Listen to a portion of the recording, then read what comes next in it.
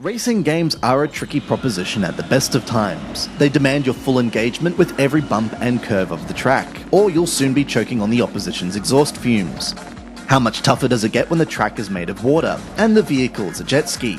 The answer is very, because that flat expanse of tarmac has now become an undulating wave, giving the jostling for pole position has an added level of complexity.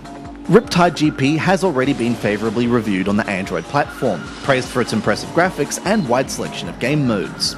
The transition to iOS should be pretty straightforward. Let's find out if the game has sprung any leaks. In terms of graphics, Riptide GP looks fairly average in its current state. The skyline and the futuristic cityscapes dotted through each stage look fine, but the animation of the individual races is stiff and robotic. There's not enough life to them, most obviously when doing stunts in midair or tumbling off a jet ski into the water. The rendering of the water by comparison looks slick and metallic, as though a tanker of mercury had run aground just off screen and emptied its cargo into the water supply. It's not especially realistic, but helpful for charting a path through the waves in any case. Developer Vector Unit has submitted an update that will purportedly make the game look twice as good, so if graphics are your thing, it might be worth your while waiting for the update to go live before you take the plunge. The game is controlled by tilting the screen left and right, whereupon the accelerometer interprets your gestures accordingly. Forward motion is automatic, and you tap the screen for braking, speed boosts, and to perform tricks.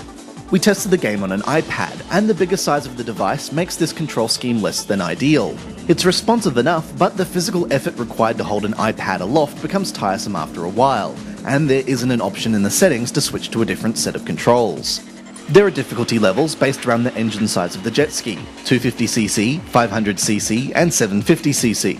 The lowest setting is too easy, and here the game is a bit of a snooze fest. The middle setting ramps up the challenge considerably, and this is where the consequences of having tilt controls are most keenly felt. As with the Android version, there are several game modes to choose from, including Race, Hot Lap, and Championship. More tracks and jet skis are unlocked as you progress, and Open Fate implementation provides global leaderboards.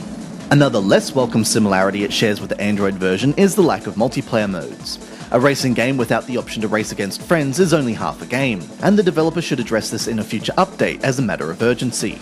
Unfortunately, we're struggling to get excited about Riptide GP. It's technically proficient, with a neat twist on the traditional racing game, but it's lacking spark. More problematically, the control scheme doesn't translate well to tablet-sized dimensions, so if you've got an iPad, you may want to wait for a possible touchscreen control update. In more respects than one, Riptide GP is a few updates away from greatness.